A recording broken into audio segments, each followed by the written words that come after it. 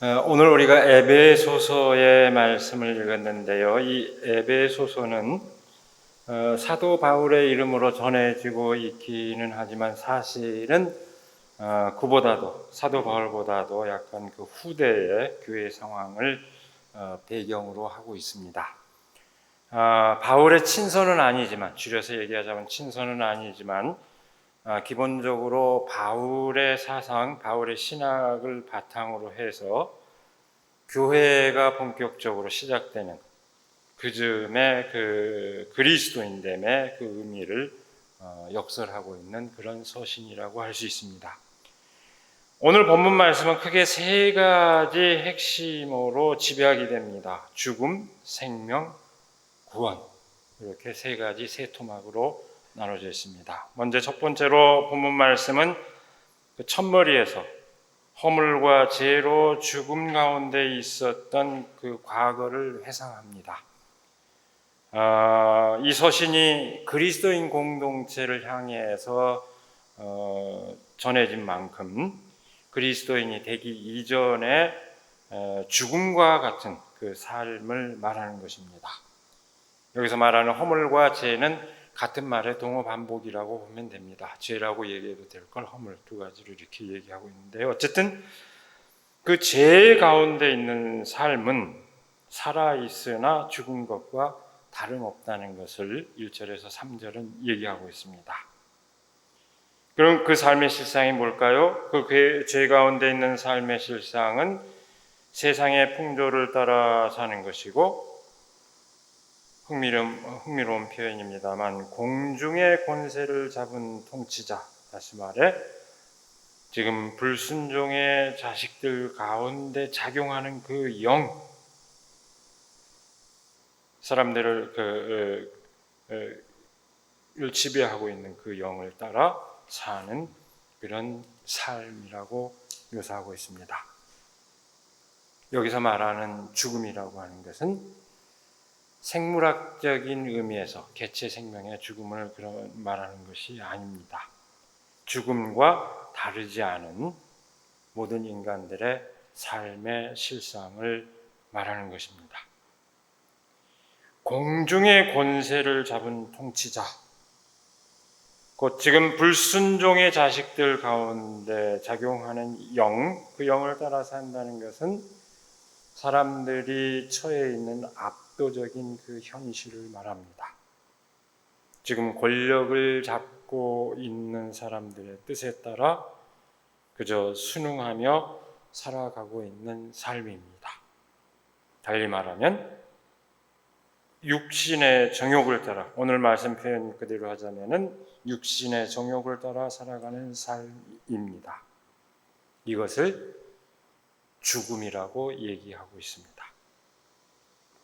그런데 이 사실은 아주 중요한 진실을 함축합니다. 그것은 인간 본성이 그렇게 되어 있다는 것을 말하는 것이 아닙니다.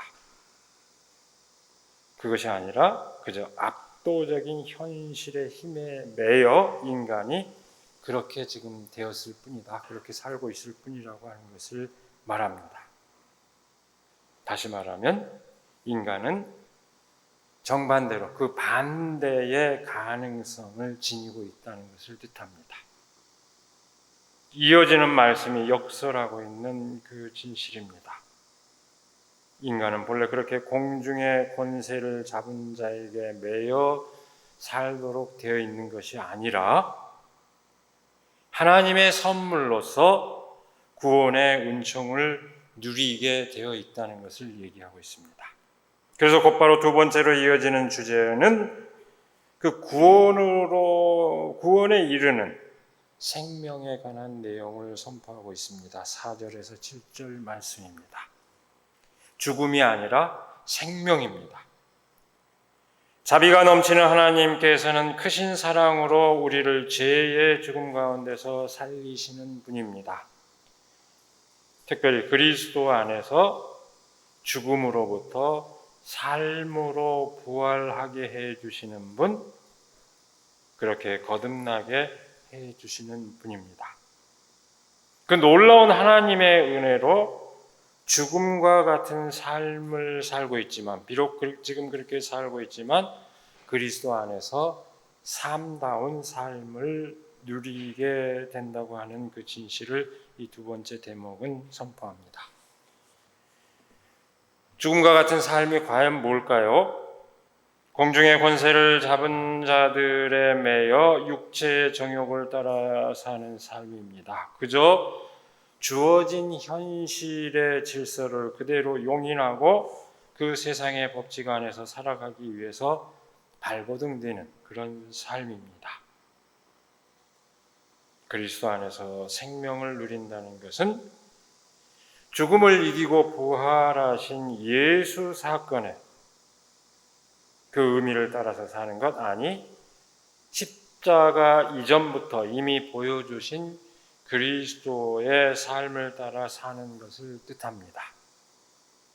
공중의 권세를 잡은 자들의 세상 안에서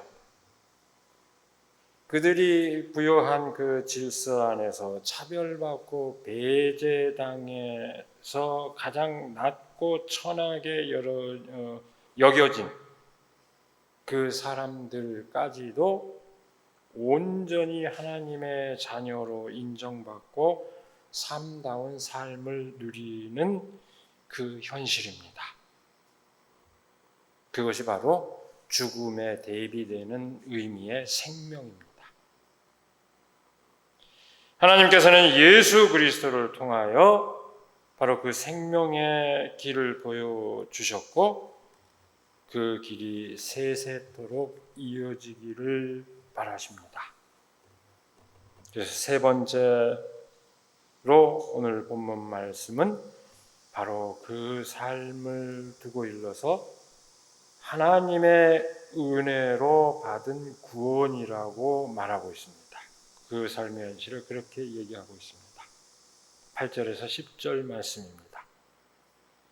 진정한 생명의 길이라 말할 수 있는 삶을 누리는 것은 곧 하나님의 은혜로 누리는 구원이라는 것입니다. 지금 그리스도인이 그 은혜를 누리고 있다는 것을 이 세 번째 대목에서 강조합니다. 여러분, 믿음을 통해서 은혜로 누리는 구원, 신앙생활을 오래 한 분, 교회 생활을 오래 한 분들에게는 굉장히 익숙할 겁니다. 이 초점은 사실 바울 신학의 핵심에 해당합니다. 스스로 자랑할 만한 어떤 행위를 통해 구원에 이르는 것이 아니라 하나님의 선물인 은혜로 구원을 누린다는 것입니다. 바로 이 점에서 에베소서는 바울 신학의, 바울의 사상의 기본적인 그 기초 위에 있습니다. 그런데 미묘한 차이가 있습니다. 오늘 우리가 이해하고 있듯이 바울이 믿음을 통하여 은혜로 누리는 구원을 역설한 것으로 그렇게 충분히 받아들일 수 있지만 애초 바울의 초점은 조금 달랐습니다. 바울이 율법을 행함, 율법의 행위에 대비되는 의미로 복음에 대한 믿음, 율법의 행위에 대한 대조로서 복음에 대한 믿음을 얘기했을 때 바울이 그 결과로 강조한 것은 인의였습니다. 의롭다고 인정된다, 그런 개념입니다. 의인 이렇게도 얘기합니다만 의롭다고 인정된다 하는 것입니다. 근데 에베소서는 곧바로 구원이라고 말합니다. 그 초점이 인의에서 옳다고 인정된다 하는 것에서 구원으로 이렇게 바뀐 것입니다. 그 차이는 사도 바울이 처했던 상황과 초기 교회 시대의 그 상황의 차이를 보여주고 있습니다. 바울이 인의를 말했을 때 그것은 오늘날 개념으로 말할 것 같으면 일종의 인권적 문제의식을 지니고 있습니다. 그걸 반영하고 있습니다. 율법의 기준으로 볼 때 율법 밖에 있는 사람이 죄인이라고 생각하는 것은 오만이다. 그리스도는 그 낡은 기준을 폐했다. 없애버렸다. 그러므로 그리스도 안에서 유대인과 이방인, 남자와 여자, 자유인과 종의 구별은 의미 없다. 이것이 인의론, 의인론의 핵심입니다. 요새 말로 얘기하면 차별 금지, 모두가 평등하다. 그것이 인의론의 핵심입니다. 저스티피케이션의 핵심입니다. 누구나 죄인일 수밖에 없지만 하나님께서는 모두 옳다고 여기고 은혜의 선물을 주셨으니 서로 차별하는 것은 옳지 않다. 이것이 바울이 말한 인의론의 핵심입니다. 그렇게 말한 바울의 주장이 곧바로 구원론으로 연결될 수밖에 없었겠지만 애초 그것을 주장했을 때 그 개념은, 그 초점은 다시 한번 얘기하지만 인권적인 그런 의미를 함축하고 있었던 것입니다. 아주 구체적인 상황을 두고 얘기를 한 것입니다. 한편의 사람들은 선민을 자처하지만 비록 바로 그 논리에 의해서 한편의 사람들은 차별받고 있는, 배제되고 있는 그 현실에서 선포된 말씀이요 강조된 초점입니다.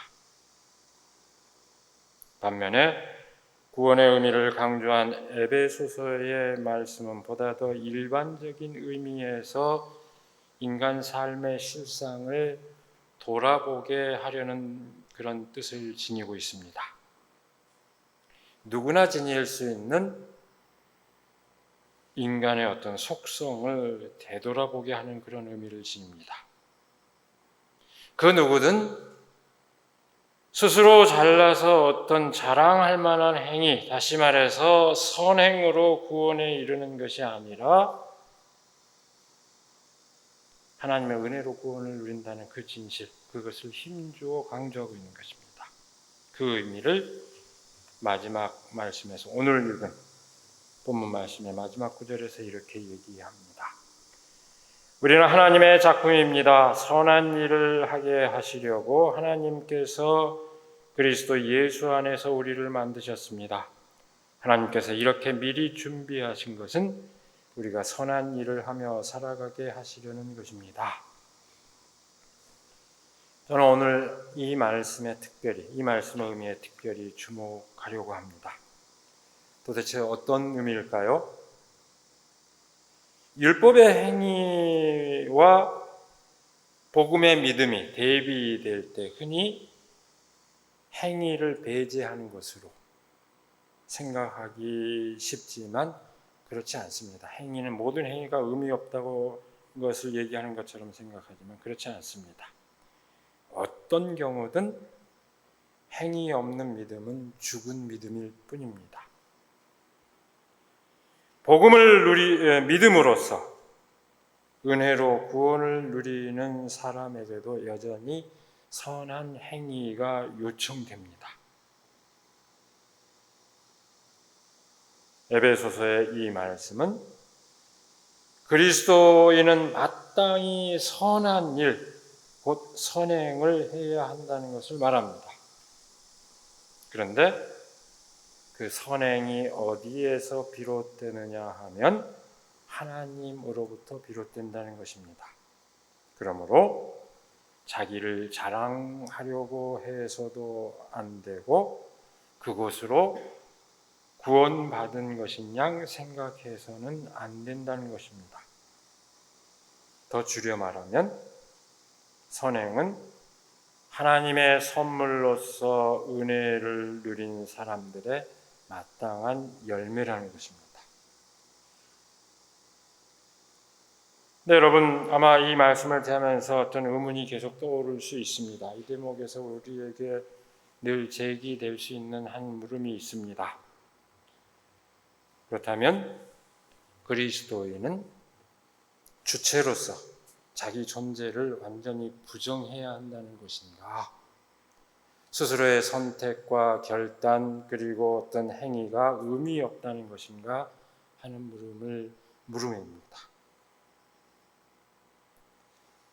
그리스도교 신앙에 관한 가장 심각한 물음일 수 있고 동시에 그리스도교 신앙의 가장 독특한 그 성격과 관련된 물음일 수 있습니다. 여러분, 그리스도교 신앙의 요체를 여러 가지로 집약할 수 있지만 한마디로 얘기하면 철저한 자기 부정, 완전히 자기를 비워버리는 것, 십자가에서 예수님의 죽음, 완전하게 자기를 비워버리는, 하나님마저도 자신을 비워버리는 상황, 그걸 그리스도로 케노시스라고 합니다만은 그것이 그리스도론의 요체입니다. 그리고 그것은 동시에 신자들에게 요청되는 그 요체이기도 합니다. 그런데 그것은 분명히 자기 부정을 분명히 얘기합니다. 그런데 그것을 그저 자기 존재의 부정으로만 이해하는 것은 아주 일면적인 것입니다. 그것은 오히려 자기 존재의 근원을 인식하는 진정한 주체로서 스스로를 의식하도록 인도합니다. 나의 나됨을 이루는 요건이라고 생각했던 것, 내가 나된 것, 그것을 형성하는 건 많은 조건이 있을 것입니다. 그렇게 생각했던 것, 지금 자기가 알고 있는 것이 전부가 아니라는 것. 그래서 그 궁극적인 근원을 헤아려 알아야 한다는 것을 오늘 본문 말씀은 일깨워주고 있습니다. 자신의 의지와 선택, 그리고 결단의 행위, 그 근원을 깨달아 알 수 있다면 그것이야말로 진정한 의미에서 자기 존재에 대한, 진정한 자기 존재에 대한 인식이라고 얘기하지 않을 수 없습니다. 그것은 어떻게 보면 아주 궁극적인 그런 경지이지만 어느 날 갑자기 주어지는 것은 아닙니다. 어느 날 갑자기 우리가 깨달음으로 어느 순간 그렇게 깨달을 수도 있겠습니다만 꼭 그런 것만은 아닙니다. 오히려 일상의 삶 가운데서 부단히 이어지는 자기 반성의 삶과 그 태도에서 비롯되는 결과이기도 합니다. 끊임없는 그 과정에서 이르는 결과이기도 합니다. 여러분, 악행이 무엇이고 선행이 무엇일까요? 악행은 자신의 의지를 타인에게 강요하고 지배하는 행위입니다. 공중의 권세 잡은 통치자들, 꼼짝 못하게 마치 공중에, 사탄의 다른 이름이기도 합니다. 사탄이라는 건 바로 그런 세력을 뜻한다는 의미이기도 합니다. 공중의 권세 잡은 통치자들이란 바로 그 행위를 아예 구조화해버린 그런 세력을 뜻합니다. 자신의 의지를, 지배의 의지를 모든 사람에게 강요하는 삶의 질서를 구조화해버린 세력, 이것이 바로 공중의 세력, 권세를 잡은 통치자들의 의미입니다. 반면에 선행은 뭡니까? 선행은 타인을 배려하고 존중하는 행위입니다. 나를 낮추고 타인을 세우는 행위입니다.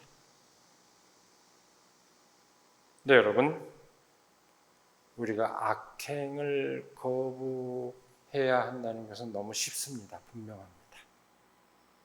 정작 우리가 경계해야 할 것은 선행이 악한 결과를 낳을 수도 있는 경우입니다. 선한 동기와 의지 그리고 그에 따른 행위가 오히려 상처를 입히고 갈등을 일으키는 경우도 있습니다.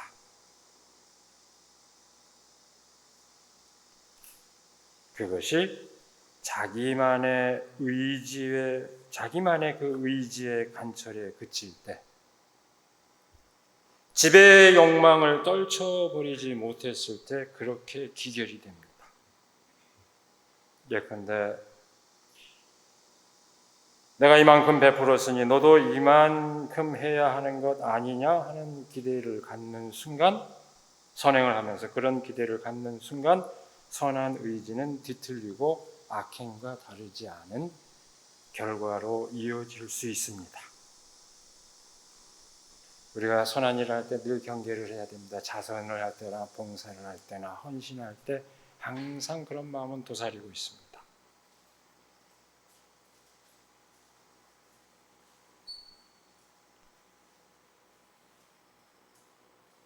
하나의 예일 뿐이지만 스스로 생각하기에 선한 의지에서 비롯되었다고 생각하는 행위가 타인에게 상처가 될 수도 있고 관계를 뒤틀리게 만들 수 있는 숱한 사례를 우리는 떠올릴 수 있습니다. 우리도 스스로 늘 경험하고 있는 바입니다. 그러므로 아무도 자랑할 수 없습니다. 우리는 하나님의 작품입니다. 선한 일을 하게 하시려고 하나님께서 그리스도 예수 안에서 우리를 만드셨습니다. 하나님께서 이렇게 준비하신 것은 우리가 선한 일을 하며 살아가게 하시려는 것입니다. 여러분, 이 말씀은 사실적인 인과관계를 설명하는 말씀이 아닙니다. 그리스도인으로서 마땅히 지향해야 할 삶의 근원에 관한 깨달음을 촉구하는 말씀입니다. 우리가 자랑하고픈 선행의 의지마저도 그 근원이 어디에서 비롯되는지 되돌아보도록 하는 그런 말씀입니다. 여러분, 오늘 말씀은 우리가 감히 도달할 수 없는 어떤 목표를 제시함으로써 우리를 절망하게 하려는 것이 그 뜻이 아닙니다. 그것보다는 오히려 공중의 권세를 잡은 세력에 붙잡혀서 죽음과 같은 삶을 이어왔던 사람들이 그리스도 안에서 그로부터 해방되어 진정한 삶을 누리게 된다는 것을 말하고 있습니다. 죽음에 매여 있는 것이, 세상에 지금 지어져 있는 그 질서에 매여 사는 것이 어쩔 수 없는 것이 아니라 우리에게 생명과 구원의 길이 가능하다는 것을 일깨우고 있습니다. 그것을 강조하는 것이 오늘 말씀의 초점입니다. 바로 그것을 믿고 실현해 나가는 것이 그리스도입니다. 더 긴 말씀 드리지 못합니다만은 오늘은 마침 8.15 광복절, 딱 광복절입니다. 광복절로서 또 우리 많은 교회들이 평화 통일 주일로 지키는 주일이기도 합니다. 제국주의 지배로부터 독립하였지만 분단을 겪고 여전히 평화 통일의 과제를 안고 있는 우리들에게 전후 세계 질서에 그것이 함축하는 그것은 각별한 의의를 지닐 수밖에 없습니다. 자신의 힘으로, 자기만의 그 목적과 의지로 세계를 지배하고자 했던 제국주의가 뭡니까? 자기의 어떤 통치 질서를 강요하는 거 아닙니까? 그 제국주의 열강들의 충돌로 세계는 역사 이래로 가장 비참한 상황을 경험했습니다. 2차례에 걸친 세계대전. 그건 가장 비참한 경험이기도 했습니다. 비극적인 경험이었습니다. 인간성이 이렇게까지 말살될 수 있다고 하는 것은 그 극한의 상황까지 이른 그런 상황, 비극입니다. 1945년 그 비극의 사태가 종결되었을 때 세계는 새로운 기대와 희망을 안게 되었습니다. 그 단적인 예를 들면은 2차 세계대전을 겪고 난 이후에 비로소 온 인류가 지향해야 할 공통의 가치로서 인권 선언이 선포되었습니다.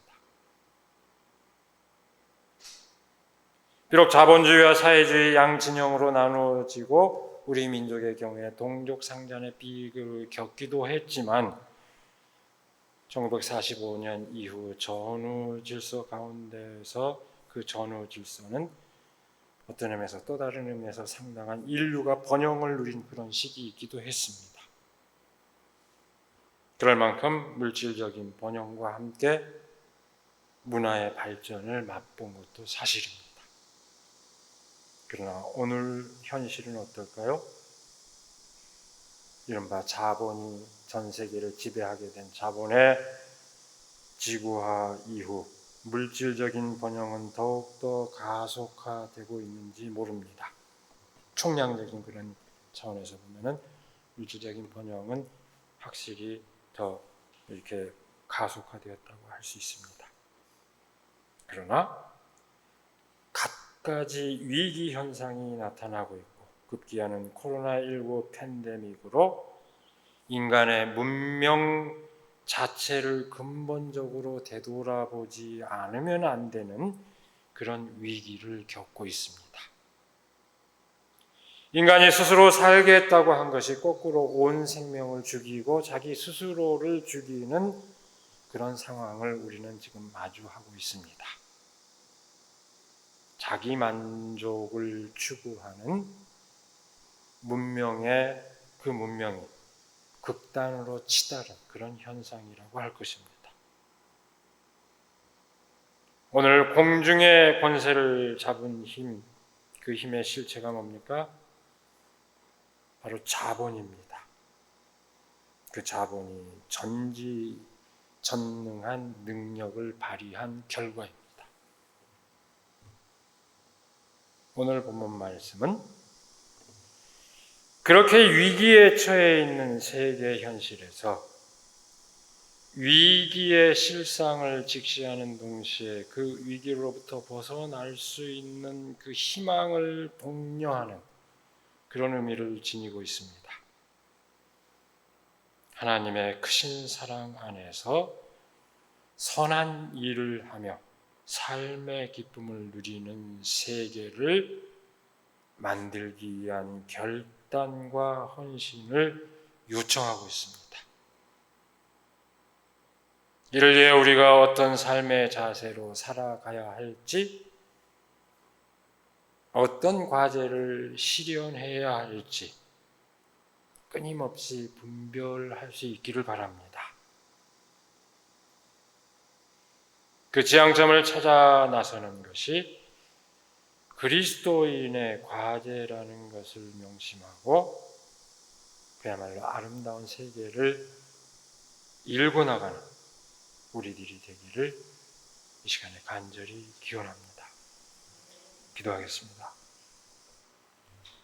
오늘도 우리에게 복된 날을 허락하여 주시고 특별히 말씀의 의미를 새김으로써 우리가 어떤 삶으로 살아야 할지 다시금 마음가짐을 가다듬게 하여 주시는 은혜를 감사드립니다. 마치 공중의 권세 잡은 자들이 자기만의 그 질서를 강요하는 그런 세계 현실에서 정말로 지배의 욕망이 아니라 하나님의 사랑을 체감하고 그것을 실현하는 정말로 선한 그 삶을 살 수 있도록 저희를 인도하여 주시옵소서. 어쩔 수 없이 현실의 질서에 매인 삶이 아니요